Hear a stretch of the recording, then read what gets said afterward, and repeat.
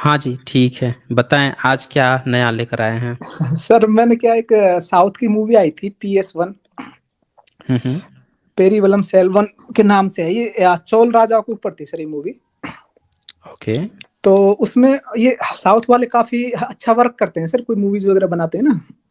हुँ, हुँ। उनका थोड़ा तो रिसर्च उसमें ठीक रहता है। हाँ, अच्छा रहता है ना चोल वंश अपने 1000 साउथ में 1000 ईस्वी के आस-पास रहा था।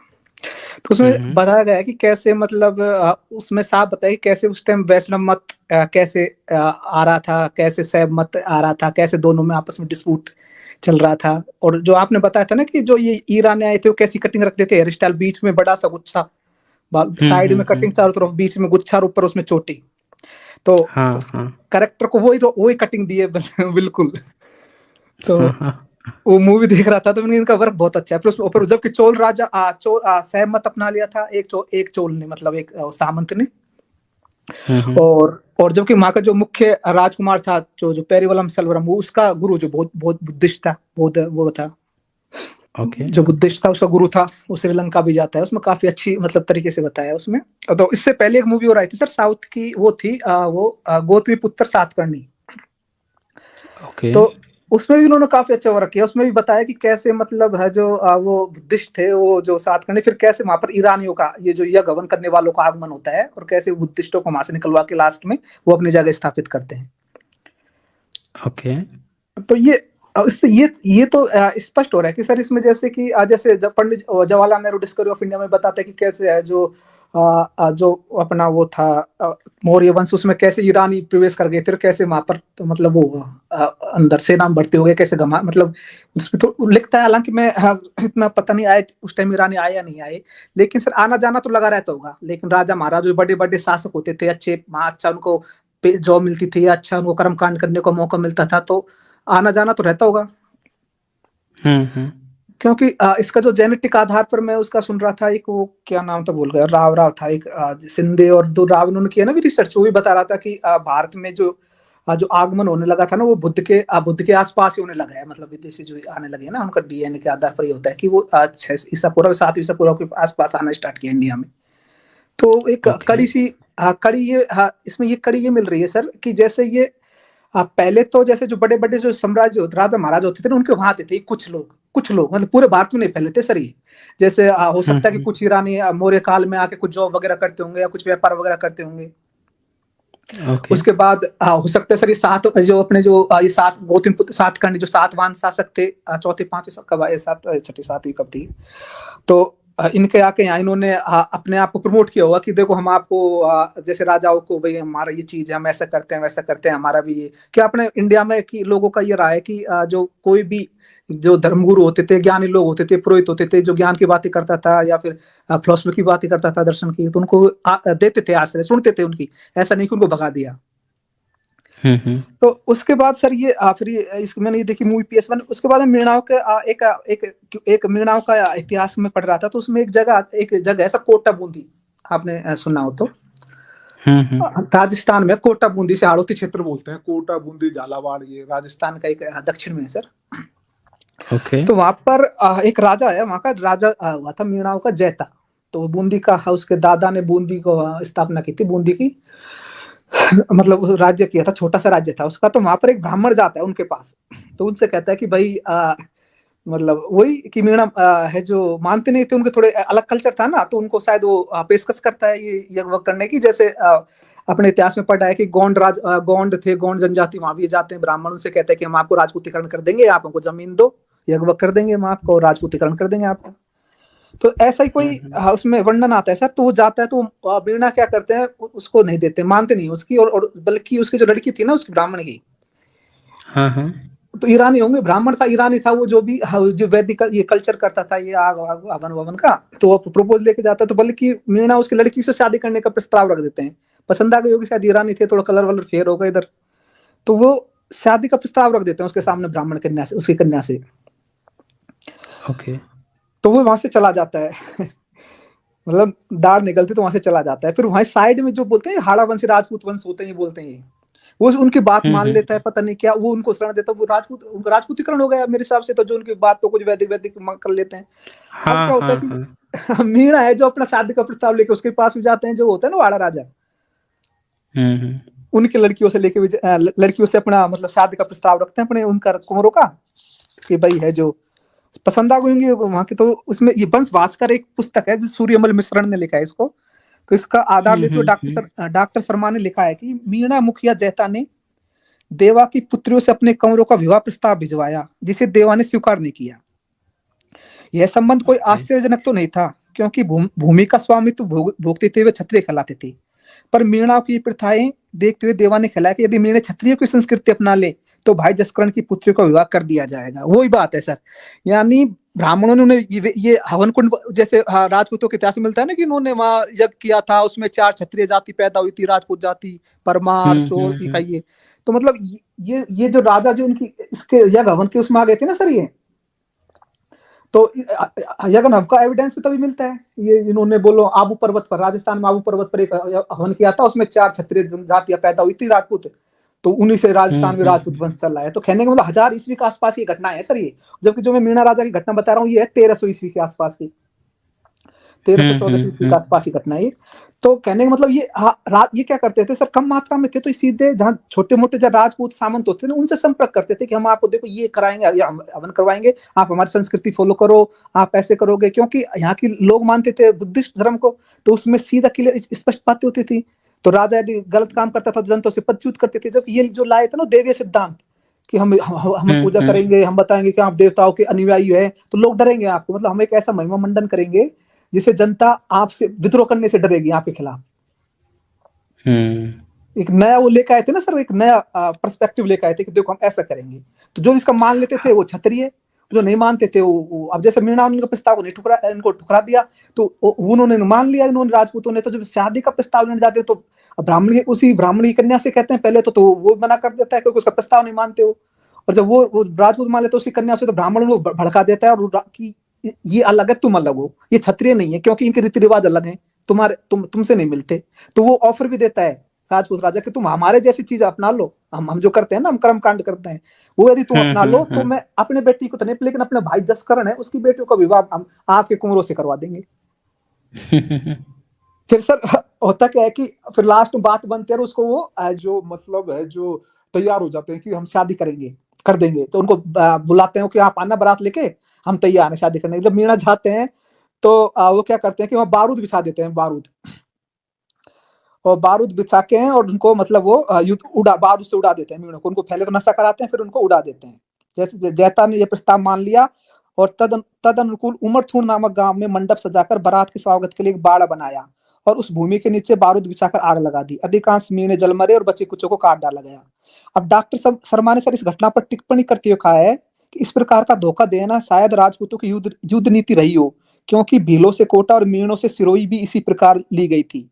बारूद के प्रयोग पर आपत्ति करते हुए उन्होंने लिखा है कि बारूद का सर्वप्रथम प्रयोग भारत में सम्मत 1584 यानी 1527 ईस्वी में बाबर ने महाराणा सांगा के विरुद्ध लड़ाई में इसका प्रयोग किया। तो वो ये नहीं, जो इसका जो लेख जो एक टिप्पणी करता है इतिहासकार डॉक्टर शर्मा, डॉक्टर दशरथ शर्मा है शायद, ये कि भाई की बारूद का प्रयोग तो 1527 ईस्वी में हुआ था, तो ये जस्ट नहीं है ये बात जो लिख रहा है ना ये सर, जिसने सूर्यमल मिश्रण ने जो ये वंश भास्कर में लिखी इस घटना को, मतलब वो कर रहा है वो। लेकिन जैसे मैंने आपको एक स्ट्रीम पढ़ी थी जिसमें आपने बताया था ना कि जो तैमूर लंग आया था भारत में 1398 में, हाँ, तो आपने बताया था कि बारूद का प्रयोग करके वो सांपों को भगाता है उसमें। तो इसका मतलब कि 1527 यानी बाबर से पहले मतलब भारत में सर ये आ गई थी मेरे हिसाब से बारूद, क्योंकि जब ये ईरानी वहां से आते थे ना भारत में, या गवन का ये लेके वहां से ये ऑफर लेके राजा महाराजाओं के पास अपना कल्चर का या अपने को सेटलमेंट करने के लिए जब यहाँ आते थे, तो जब यहाँ से वहां आते थे तो वहां का जो वहां खोजे हुई होंगी ईरान में, जो इधर, क्योंकि वहां से तो इधर वो बारूद वगैरह पहले आ गए थे, ये तैमूरलंग वगैरह ये सारे यूज करते थे उससे पहले। तो ये ऐसी चीजें लाते होंगे। तो सर ये यज्ञ हवन है, थोड़ा सा चमत्कार दिखाना, उसी का आधार पर तो ये राजा को अपनी तरफ छल कपट है कि कैसे युद्ध नीति में कैसे जीता जाए। वहां का जो छल कपट होते थे उस टाइम तो सर ईरान में तो बहुत वो जंगों का बहुत हालात थे वहां, तो सारे आपस में ये तैमूरलंग है इनके जो भी वहां के वो इस्लामी जो कल्चर था उसमें भी बहुत वो लड़ाई वड़ाई होती थी। तो और काफी एडवांस थे सर वो हथियारों वगैरह में, काफी चीजों में, क्योंकि इधर उनका यूरोप से भी वहाँ की टेक्नोलॉजी, इधर मध्य एशिया की टेक्नोलॉजी, इधर ईरान मंगोलाइड ये चीनी वगैरह थे वहाँ की टेक्नोलॉजी। तो इसमें इस चीज़ का इन्होंने तो एक बैठ है कि कैसे ये पहले तो आए सर इन्होंने जो मेन जो राजघराने को टारगेट किया, फिर उनके सामंतों को टारगेट किया सर। सामंत होते थे ना, तो जैसे इनकी संख्या ज़्यादा हो गई, परिवार ज़्यादा हो गए, तो सामंतों को ये जगह नमन कराने लग गए। उसके बाद जो सामंतों के अलावा फिर गाँव के जो मुखिया, अब होड़ होती है ना कि राजा कर रहा है तो वो काम मैं भी करूँ, तो उनकी नकल सामंत करने लगे। सामंतों की नकल है जो राजा वो करने लगे सर, गाँव के मुखिया जो पैसे वाले होते थे। फिर उनकी नकल आज भी देख लो वो करते हैं, जो नौकरी लग गए, थोड़े पैसे आए, बोलो मैं तो रामायण पाठ कराऊंगा, हवन करवाऊंगा, गृह प्रवेश करूंगा तो हवन करवाऊंगा। तो वो एक वहां से ये आई, तभी हर गांव में आपको एक दो घर मिल जाएंगे ये यज्ञ हवन करने वालों के। हम्म। और इनकी संख्या इसलिए कम है, ऐसे ही पूरे भारत में मुख्य मुख्य जगह पे पहने, जहाँ थोड़े पैसे वाले जो राजा महाराजा, पैसे वाले सामंत वगैरह, फिर बाद में कोई गाँव के मुखिया या सेठ वगैरह, तो वहां पर इन्होंने अपना डेरा जमाया, जहाँ पैसे हैं उनके लिए हवन करना, और उनको ऊपर एक मतलब उनका एक महिमा मंडन करना, उनको देवत्व का वो दिखा के उन्हें बड़ा करना, और लोगों को उनको विद्रोह करने से रोकना, और उनका मतलब उनको सामने से बहुत बड़ा दिखाना, ताकि लोग उनका विद्रोह ना कर सके। तो उन्हें दोनों को फायदा था अपने कॉम्बिनेशन में, वो उनको क्षत्रिय बोल देते थे, ये उनको ब्राह्मण बोल देते थे। तो ये कॉम्बिनेशन बन गया भारत में ऐसे सर। हाँ, इसमें एक चीज़ और ध्यान देने वाली बात हाँ जी है सर। हाँ हाँ। कि जो ब्राह्मणिकल सिस्टम है भारत में तभी आया, राजपूत समुदाय में ब्राह्मण तभी घुस पाए जब भारत में बौद्ध मार्ग नहीं रहा। याद रखिएगा, बिल्कुल बिल्कुल। ये राजपूतों में तकरीबन 12वीं 13वीं सदी के बाद ही घुसपैठ कर पाते हैं, और तब तक भारत में बुद्ध मार्ग नहीं था। अन्यथा जितने भी आज जो राजपूत वर्ग फंसे हुए हैं ब्राह्मणिकल सिस्टम में, ये पहले बौद्ध मार्ग पूरी तरह से बुद्धिस्ट थे ये। जैसे ही भारत में बौद्ध मार्ग 8वीं 9वीं 10वीं सदी के बाद से नहीं रहा, तो ब्राह्मण ने उनके पास गए और उनको ऑप्शन दिया कि देखो हमारे धर्म को आप मानिए, और हम जो है आपको तो पता है कोई ना कोई एक गुरु चाहिए होता है। तो एक वैकेंट जो सीट थी ना, उसको उन्होंने फिलअप कर लिया। इन्होंने लोभ प्रलोभन दिया, इसलिए वो इनके चंगुल में नहीं फंसे, बल्कि एक सीट वैकेंट थी और उनको एक चाहिए था, तो वो आसानी से वहां पे ये कैप्चर कर ले गए। ये पर बात सर हमको ध्यान। इन्होंने एक काम और किया सर, ईरान से जब ये आए तो वहां की जो ये थे ना जैन अवेस्ता वगैरह, उन ग्रंथों को इन्होंने यहाँ संस्कृत में वो किया ट्रांसलेट, हाँ हाँ हाँ हाँ हाँ हाँ, और ये कर नहीं हुआ पाए है। सही तरीके से। सही सही तरीके से कर तरीके नहीं से पाए, नहीं कर इसलिए पाए। हाँ, इसलिए उसका वेद का आज ब्राह्मणीकरण तक किया ना, इसलिए ब्राह्मणीकरण किए वेद का ये उसको, आज तक जगह का ट्रांसलेट नहीं नाम कर बदल पाते, के। हाँ, इसलिए इसीलिए आज तक वेद को ये सत्तर ट्रांसलेट नहीं कर पाते। सत्तर 70 लोग 70 तरीके से अनुवाद कर देते कि हैं। सर वो खच्चर बन गया, ब्राह्मण। क्योंकि वो हाँ हाँ ईरानी हाँ। भाषा कल्चर और प्लस यहाँ की जो बुद्धिस्ट संस्कृत का जो मिश्रण बना ना, जो खच्चर बना, वो वर्ण संकर बना, हम्म। उसका ये आज तक तो इनकी आज तक की पीढ़ी उसको सही तरह से ट्रांसलेट नहीं कर पा रही, उन्हें पता ही नहीं, क्योंकि नहीं ईरानी कर कल्चर पाए। वहाँ के जो शब्दों को इन्होंने यूज किया है, और वो शब्द यहाँ आने से जो ईरान में जो शब्द और अगर अगर जगह से आए कुछ शब्द, उनके आधार पर यहाँ आपको अपने आप को बहुत वहाँ का पुराना बताते हैं, ये देखो देखो वहाँ वो शब्द वहाँ मिला है, मतलब हाँ, ये बाहरी शब्द जैन ईरान में व्यवस्था इकट्ठा को, हुए। हाँ हाँ। ये क्या करते हैं ना, ये तो आए हैं 12वीं 10वीं 9वीं 7वीं सदी के बाद। तो ये क्या करते हैं, वहां पे जैन व्यवस्था चलती थी, जैन व्यवस्था को उन्होंने कन्वर्ट किया वेद में। तो अब ये क्या कहते हैं कि हमारा वेद ना बुद्ध से पुराना है। ये हाँ अपने देश हाँ का बताते हैं, ईरान का, यहाँ का नहीं हाँ बताते हैं। हाँ ये हाँ बताते हैं ईरान का कि हमारे यहाँ तो भैया तुम आए हो ना यहाँ बाद में, तो तुम्हारा तो बाद में हाँ माना जाएगा ना। हाँ यहाँ पे हाँ आप बाद में आए हो तो बाद में माना जाएगा, पहले थोड़े माना जाएगा। तो ये बोलते हैं हम पीढ़ी दर पीढ़ी ढोते लाए हैं, तो भैया तुम्हारे पीढ़ी दर पीढ़ी जैन अवस्था धो के लाए थे, ईरान में लाए थे, हम उसको थोड़े मान लेंगे भारत में। भारत हाँ में अगर तुम्हारा रहता, तो भारत में जितने यात्री आए थे तो तुम्हारा वेद पढ़े होते। यहाँ तो हर जगह त्रिपिटक पढ़ के जा रहे थे, नालंदा विश्वविद्यालय में। हैं? ये बोलता है कि नालंदा में इनका आर्यभट्ट पढ़ाया था, इनका बराहमिहिर पढ़ाता था, इनका चाणक्य पढ़ता था, कौन पढ़ाता था? तो भैया वेद काहे नहीं पढ़ाई होती थी वहाँ पे? वहाँ पे फाहियान 3 साल बैठ के वहाँ त्रिपिटक पढ़ के क्यों गया फिर? ये बताए ना और फिर।